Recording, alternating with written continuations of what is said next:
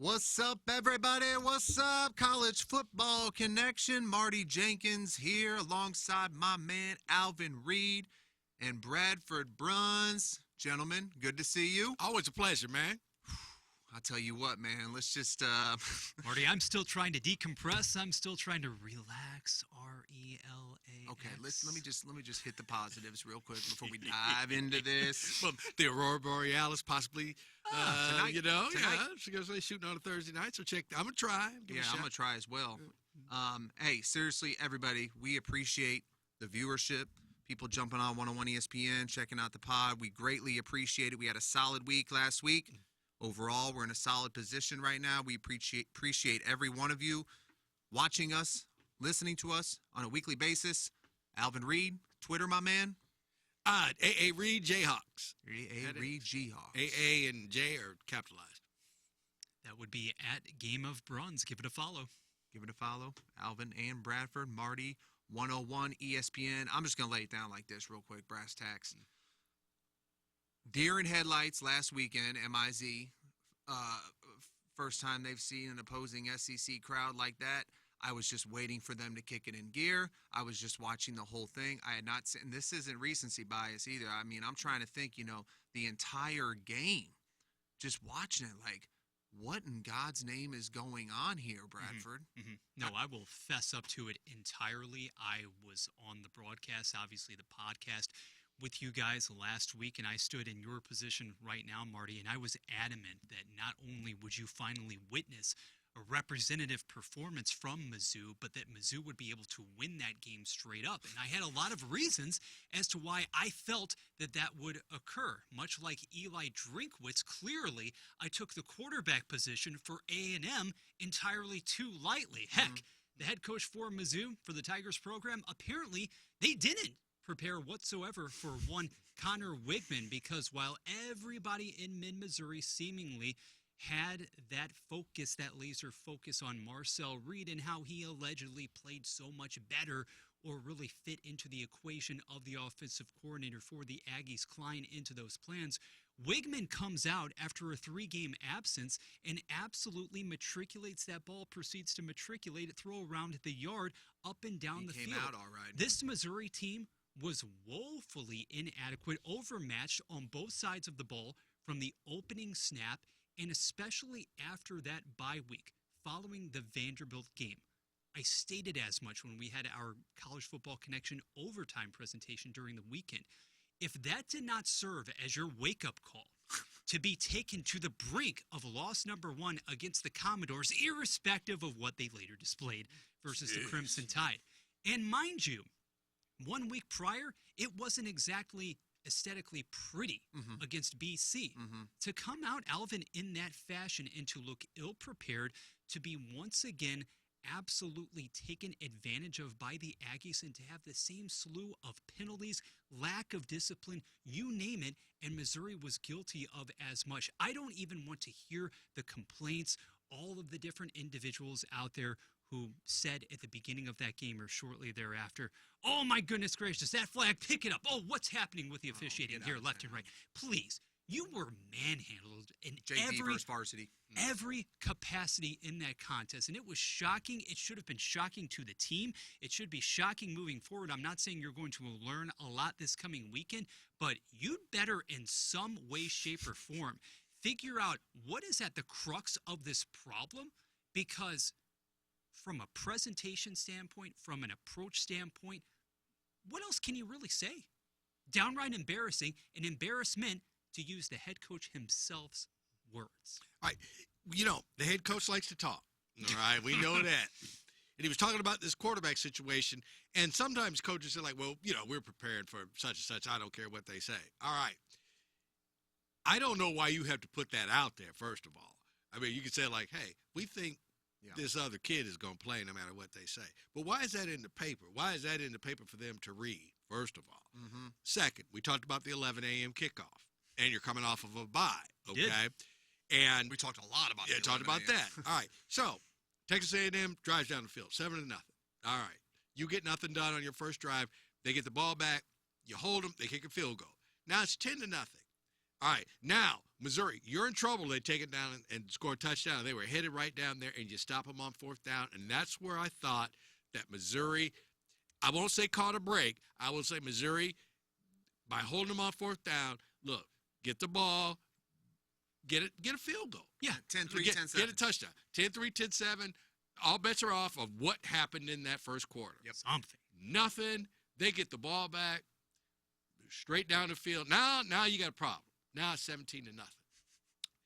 I'm sorry, but when that cat took off, ran 75 yards after the guy, now I'm like you. Now I'm like, what the hell is going on down there? It was a foregone conclusion at that like, stage. He's like, wait a minute, hold it. Dude got handed the ball and ran nobody like. Yeah. But you went into halftime and said, like, you know what? When they come out, they're going to run the triple flea flicker, whatever. You're going to say, like, you were prepared for them to go off tackle. You know, they were with huh? AKA, we're going to let you get into the second level with ease because but, Daniels hadn't exactly bulldozed his way into the end zone twice in the first 30 minutes. That's what I mean. Like, Dude. wait, they ran a simple running play, and that dude ran 75 yards, pretty much untouched. Yeah. I said, they're already on the play. Hat on hat. Beat them consistently at the point of attack, Marty. It wasn't close in the proverbial trenches, and you didn't even have the influx of false starts from the beginning. No, you were just physically outmanned and outmaneuvered. And how about the confidence with which Texas A&M was playing right out of the gate? I won't get into the narratives about who sent the blanket, who did not. Yeah. All of that, constructions, the narratives there. Mizzou bought into it. Texas A&M went out and played and dominated. Yeah, well, the whole blanket thing. You know where the blanket goes? In the dumpster.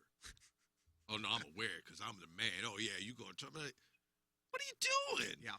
Wait, now I know the kids, but I'm the coach. Like, hey, man, throw that in the trash. We got a football game to play. Right. You know, and Unless it was orchestrated. Hey, later that night, I went and picked up a to-go order at a sports bar. And, you know, at this point, it's 7 o'clock, so them dudes been there since 11 drinking, you know what I mean? They're ready to go. They're talking about, what if we run the table? Can we still get in? I'm thinking, what?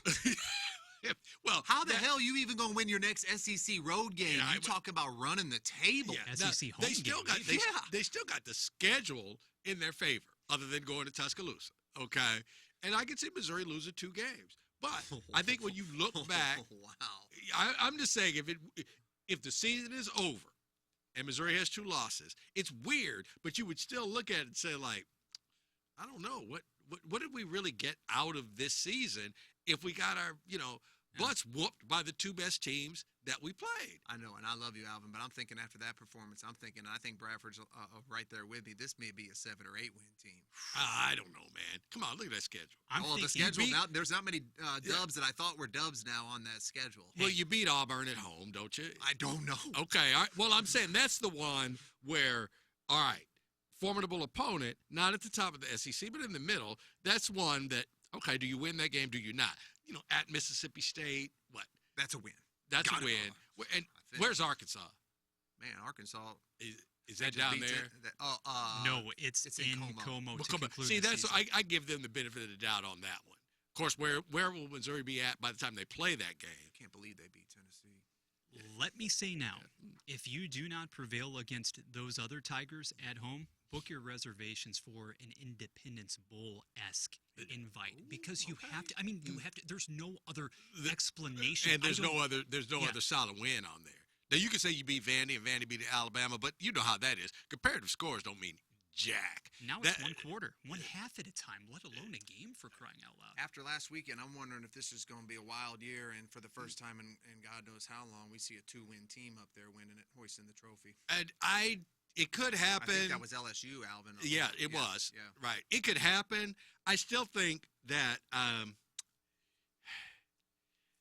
see, I don't think a team's going to get in if they lose their conference championship game, with the exception of the Big 12. Who knows where that's going? Okay. Right. But, so that's why it's like, I don't know that a 2-loss team is going to get there.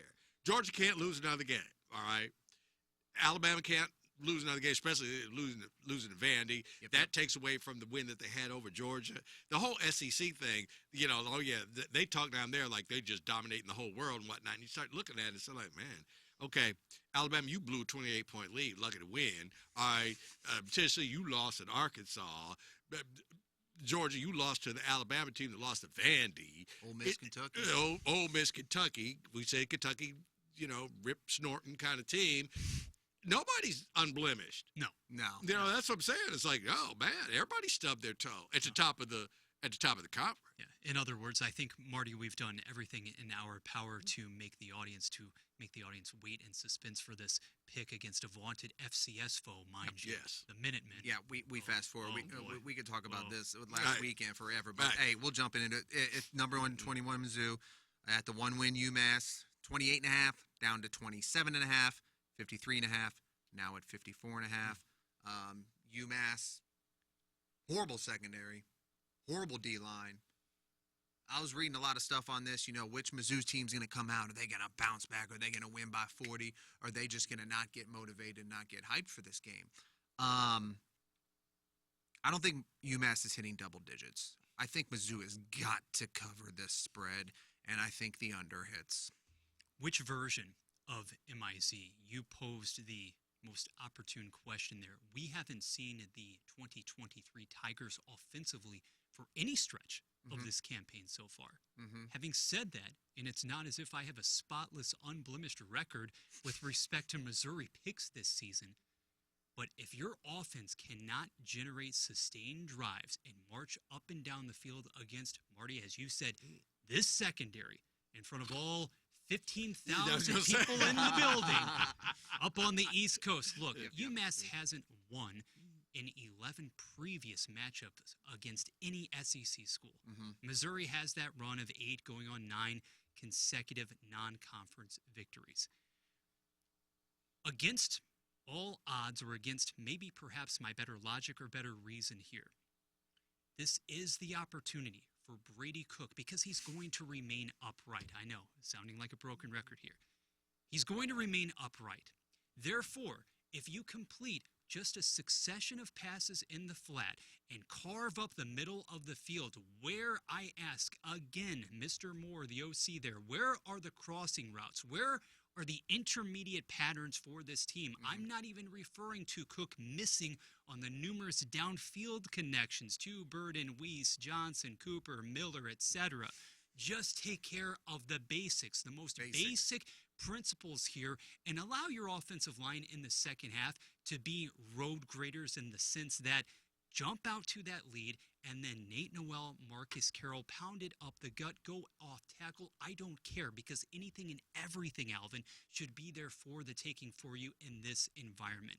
Is it a confidence boost? No, I won't go that far, but you need to get some sort of traction in place, and it happens this Saturday. Oh, early again, 11 a.m. window on ESPN. You messing with the over-under? No. All right. Mizzou. Okay. Mizzou. By the way, we running game was AWOL. Never had a chance, though. Never had a chance. But like I say, you're down. But at the same time, when even at 17-0, you say like, all right, let's try to. Now Texas A&M was not having any part of it, but they abandoned that early. All right. UMass average loss 19.5 points a game this year, and that's against teams that they're supposed to be on the same level with. Right. So I gotta go with Missouri to cover on this, because just if you're losing by 19 and a half, to your fellow FBS partners, come on, Missouri. I think you can get that 27 and a half. Okay. I, like you, am not going to do it over and under, because quite frankly, at 54 and a half, the score basically could be 35-0. All right. Yep. And Missouri calls off the dogs, because once again, this is like the first couple of weeks of the season. All right, we stomped them. Now what are we going to do? Get one of our best players hurt? Trying to run up the score on UMass? Yeah, come on. So I'm going to leave that over-under alone, but I do think Missouri's going to cover. Get those Minutemen now, Marty, before the MACtion begins next year. Yeah. Let's forward go, to that. baby. Oh, Let's UMass. go. Hey, Tuesday Night Football, MAC action, baby. Mac action, baby. I like 55 straight days of football. We're in the midst of it right now. Mm. All right, my man, Bradford. You sticking around? We'll see you next week, guys. All right, man. Next week. Bradford's The got it. National Football League comes calling, comes Yeah, banging the right man. now. So, yep, you guys All got right. this on lock. Appreciate Right. you, man. Appreciate it. Catch that on our airwaves. Tonight is Seattle and San Francisco. Bradford's going to go down the hall, work that game. We appreciate Bradford. Once again, his Twitter handle at Game of Bruns. All right, Alvin, I'm hyped for this one. All right. I am hyped for this one. I think it's their first true test. I know Illini came to Happy Valley, but you're going to USC, number 4 Penn State. USC, 2 losses already. That win in the beginning of the year against LSU. I did not think that USC was going to have 2 losses already. So, number 4 Penn State comes to town. They are now at a 5-point favorite, and it's jumped up to 50.5. This defense is dominant. They have an NFL quarterback. The offense is efficient. This is the first big test for them, though. It's going to be a raucous environment there. USC still has firepower. I really think Penn State goes there, and it's going to take them a little bit to get it going, okay? I think we're going to have a slow start from Penn State. That's why I really, really love the under in this one, and I am not messing with the game, Alvin, because I have no idea what's going to transpire in this contest. USC is still a really good team, okay? And they got Notre Dame on the horizon. You know, and they notched this win. They're back in the top 25, top 20, actually. I want Penn State to win because I want Franklin to finally break through. You know, he has not won the big game, so we'll see if that happens a few months from now if they're still here. But I'm just sticking with the under in this one, Alvin.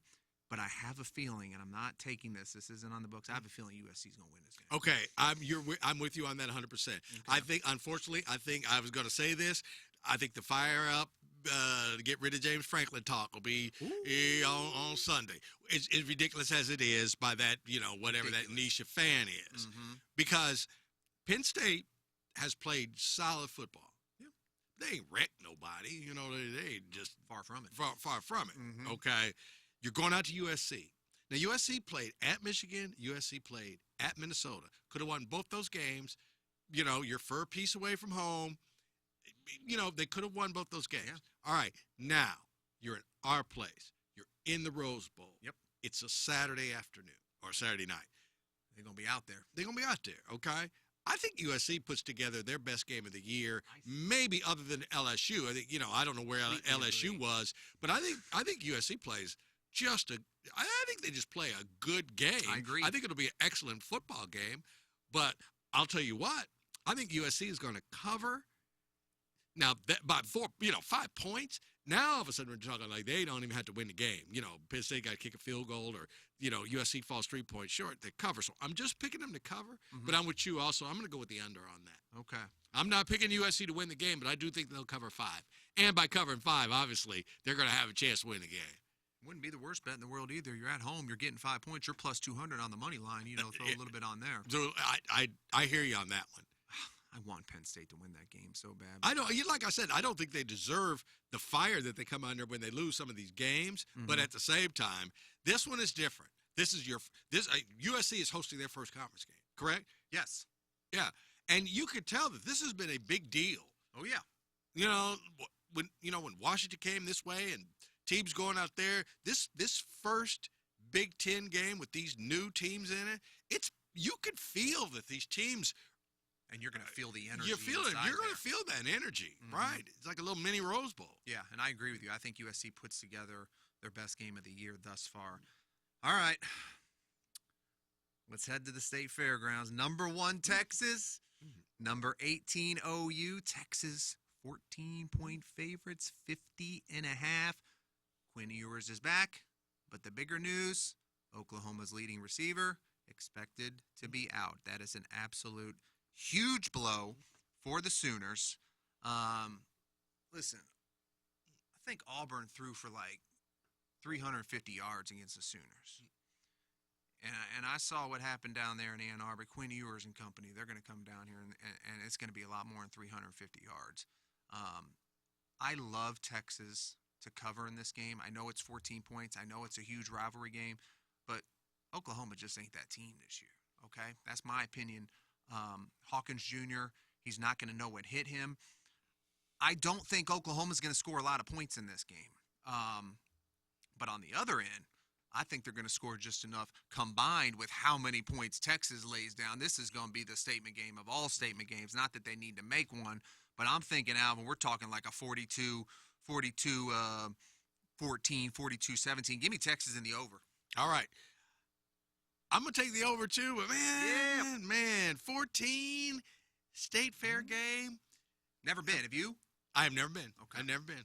I'll tell you what, Oklahoma has hung close and beat Texas with teams that just weren't as good as Texas. Mm-hmm. I think that scenario repeats itself this time. I think they find a way to score enough points to make it a game. Okay. I think I think Oklahoma covers a 14. All right. And that goes back, boys and girls, to Big 12 days and just it's a SEC game, but it's so what? Yeah. This is a game between us. Yeah. This is an us game. And it's a big deal. The who's who. You know, McConaughey's going to be out there. All the famous alum, Barry Switzer. And you're back at you're not. Now they're not playing this one at Jerry World, right? Are they back at? This one is at the State Fairground. This one's at Jerry's World. Yeah, it's at Jerry World. Yeah. Okay. All right. Because I was going to say they were talking about not playing it there and maybe taking it back to the Raggedy Cotton Bowl, which was refurbished, I think. But all right. I just think Oklahoma finds a way. Okay. And I'll tell you what, I think I'm 1 for 3 on Texas this year, doubting them, or 1 and 2. This would send me to 1 and 3. I'm not doubting Texas. I'm just thinking that Oklahoma in a rivalry,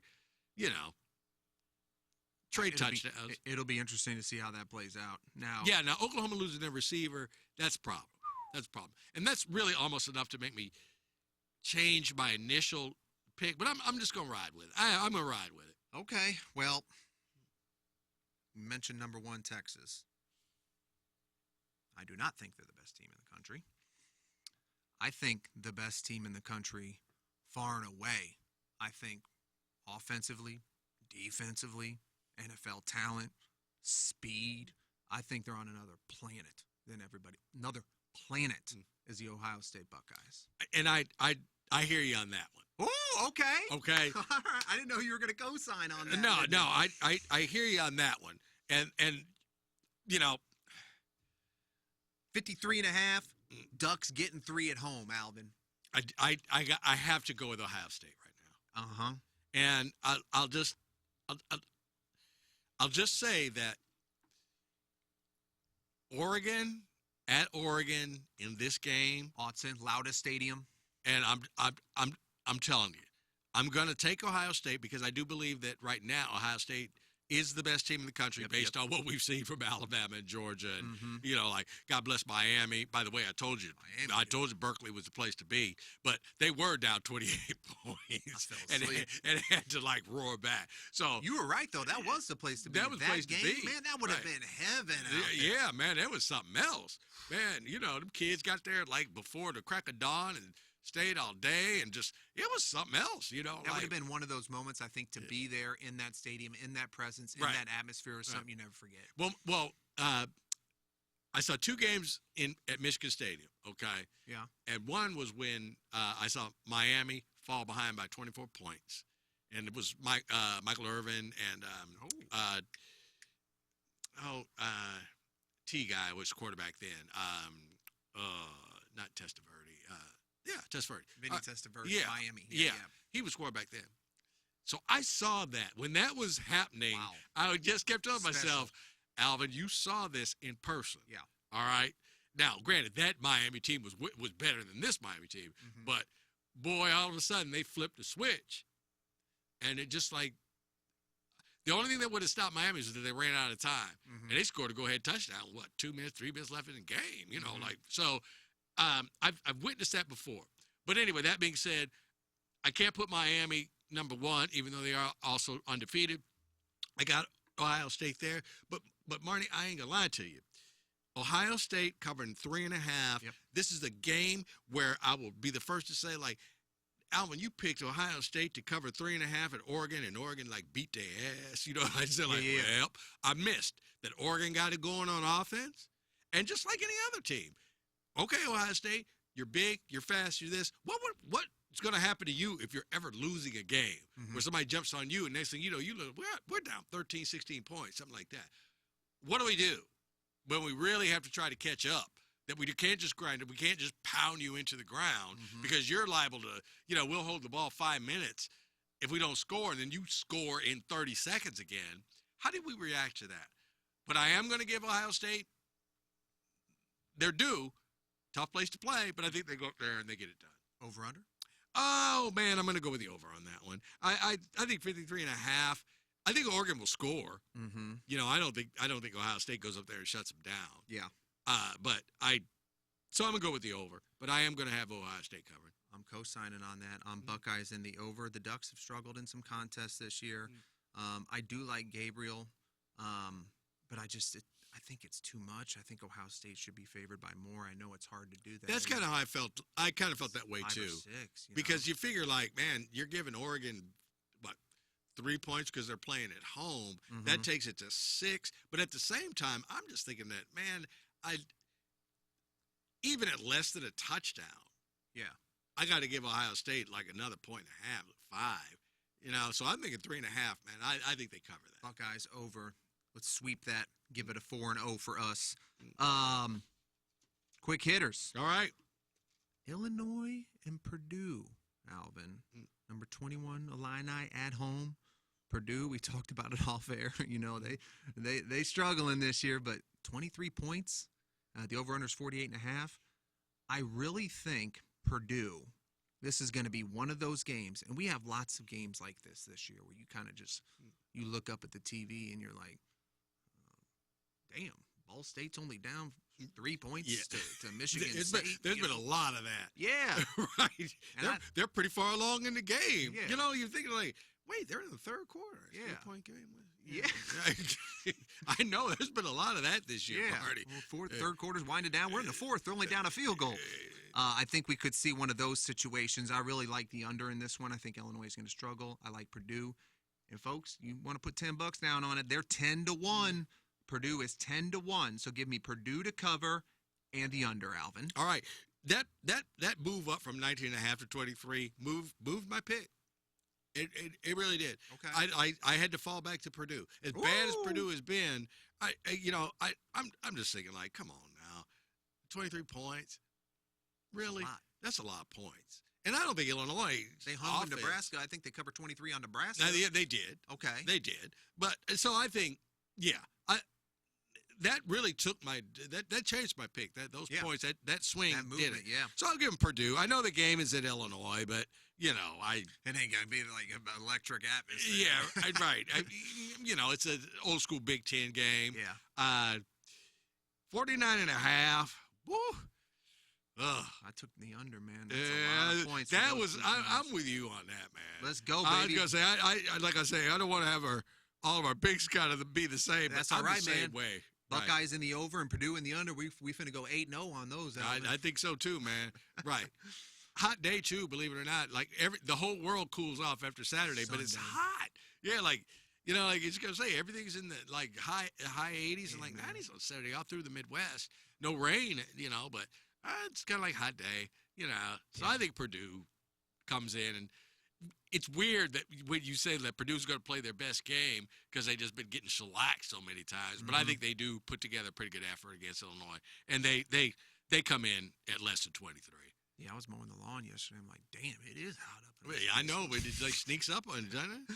All right, last one. Number 9, Hottie Toddy at number 13. LSU. I think this is the Magnolia Bowl. It is. The Magnolia Bowl. Alvin, you got a feel on this one, I got a feel that, all right, Mississippi loses. Then I don't – no, I'm sorry. Sorry to interrupt, but this is a good thing for you to talk about too. Is 2 losses a death sentence in the final 12? Yeah, I do believe it is. I think like I said, unless we talk about Big 12 might say somebody with 2 losses. Although you got to win your conference championship game. And that's what the Georgia-Alabama thing set up. Mm-hmm. By Alabama losing, it's almost by Alabama losing, it set up a situation where one of them ain't going to be in the 12. Mm-hmm. Because I think they're going to play each other in the SEC championship game. And you can't do it, Marty. I'm sorry. I am sorry. We I don't. said that before. Yeah, I know. But Georgia beats Alabama. We already thinking about Yeah, it. Georgia beats Alabama. Okay. All right. You go put Alabama after they lost, and they lost to Vandy. Alabama beat Georgia. And if Alabama beat Georgia, that'd be twice. And you gonna put Georgia in? No, I'm saying Alabama already beat Georgia. That's what I'm saying. So if Alabama were to beat Georgia, Yeah. Georgia would have 2 losses to the same team. Yep. They ain't getting in. Okay. Beat 10-2. And then Good wins on their resume. Yeah. Then if Georgia were to beat Alabama, Alabama can't get in because you lost to Vandy. But you also beat Georgia. I'm telling you. And Vandy could win 9-10 games. Well, that does help. Yeah. That does help. Speaking of help, that A&M thing helps Notre Dame. It does. Sidetrack. Go ahead. Sidetrack. But Vandy going to lose to somebody Yeah. innocuous between now and the end of the season. Yeah. Yeah. So You're doing Mississippi loses, okay? Loses a game they could have won. I have no faith in them to go to South Carolina and cover that big number. They blew South Carolina right on out. Okay. Mm-hmm. Okay. So now you go to LSU, and it's 3.5. Mhm. And I can't let my hatred for Brian Kelly cloud my judgment here, Okay. Marty. So I got to go with LSU. I know that Mississippi's given the 3.5. I really don't get that too much. But so I'm going to go with LSU. I'm also going to go with the under. LSU and the under. Okay. So we're sitting at 3.5 here. 62. Is it 62? Yeah. I'll still go with the under. Listen, Ole Miss defense isn't as good as their, rating due to some of the teams they've played. But I think both teams, Alvin, I think we're going to have a shootout. Okay. I think we're going to have a shootout, and I really like Ole Miss in this one, so give me Ole Miss and the over in this contest. Now, Okay. All right. I'm sorry, something you want No. You just mentioned, I'm glad I remember this. You mentioned you were at that Miami game in Ann Arbor. Yeah. And you said this Miami team better than the other one. It got me thinking. Sports card shop, 314 Sports Cards in Olivet. We were all bantering around about this topic yesterday. Alvin, who do you think the best college football team of all time is? Now, I'm asking you because you've seen a lot more than us 30-somethings that were chatting yesterday, and we all had the same answer. Okay. Do you want to know who that is before, or you want to guess? Man. Okay. Both teams are everybody in their prime. Everybody on the field. And I know everybody. I'm thinking about it. Yeah, Okay. take your time. I'll tell you right now who you want me to tell you who we got. Who you got? Them 01 Canes. Okay. Because I'm going to say it would be one of those teams. I would say that.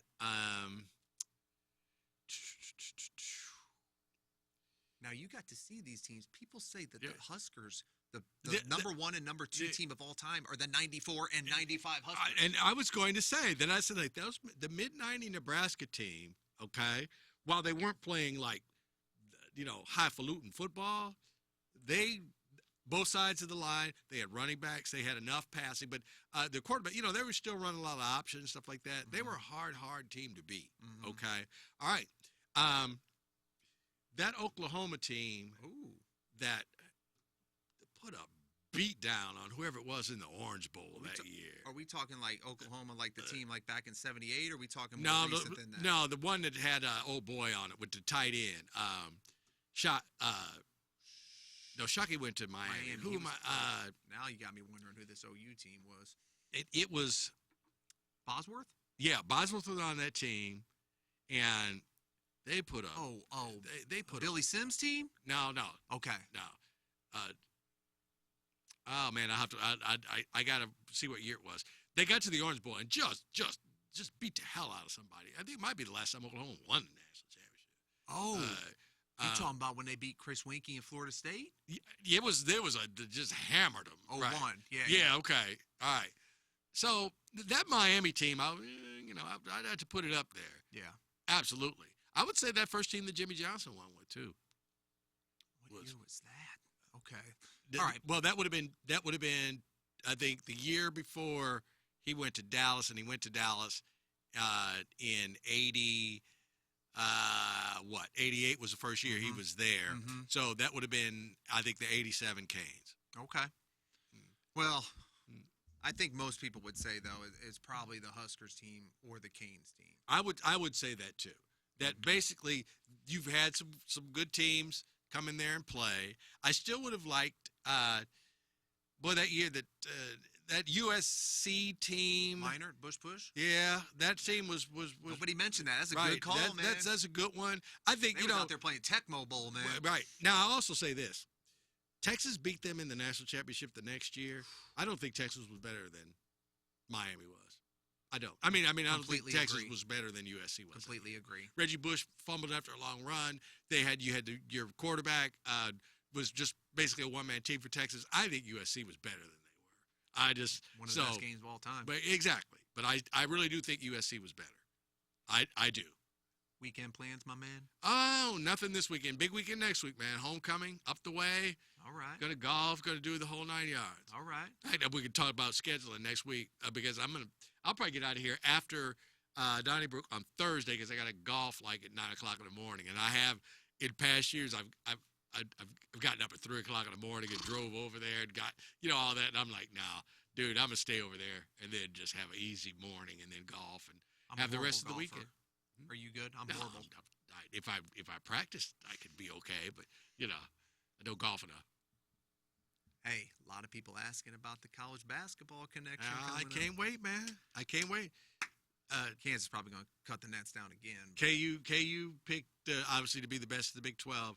Hunter Dickinson picked to be the Big 12 Player of the Year. Dude's a monster. I can't see it, man. Oh, he's a monster. He showed me nothing last year. He showed me bad Whoa. attitude. We went over this, man. I Bad told you he had attitude, yes. I didn't like him too much last year. Maybe he'll prove me wrong this year. Somebody else will be better than he is. I'm not saying he's going to suck, but I don't think he's going to be Big 12 Player of the Year. How about Cooper Flag, man? Everybody hyped for that. I want to see it. He looks The real deal. He looks like the real deal. Man, Duke better be the old boy gonna get fired. Duke don't make the Sweet 16. That's an interesting point. They don't get it done this year. One of them early exits like he's had. I don't even think a Sweet 16 would cut it. No. They lose Sweet 16 game. Don't make to the Elite Eight. He gone? And Flag gonna be gone. Who you gonna have? I'm telling you. Boy, that's interesting. I never thought about that. I Because think what has he done? nothing.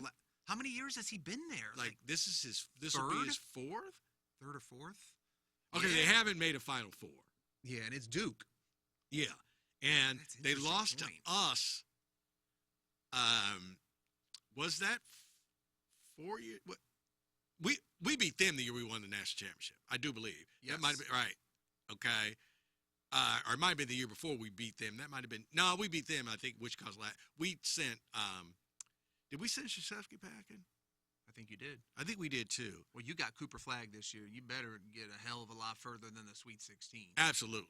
Or else that seed warm. That's. for I think Mr. that seat's Shire. kind of warm now. Ooh. Not hot, but warm. Because, you got, I'm sure there are a lot of the Duke fan base saying, like, this dude is, the only reason we ain't got torches marching toward his house is because he's Coach K's boy. Yeah. And, That's interesting, man. Coach K's boy ain't going to fly. They go out early this go round. Yeah, with Cooper Flag, Yeah. from what we've seen, balling against NBA players, Yeah. you better get to the Final Four at least. You better be in the Elite Eight game.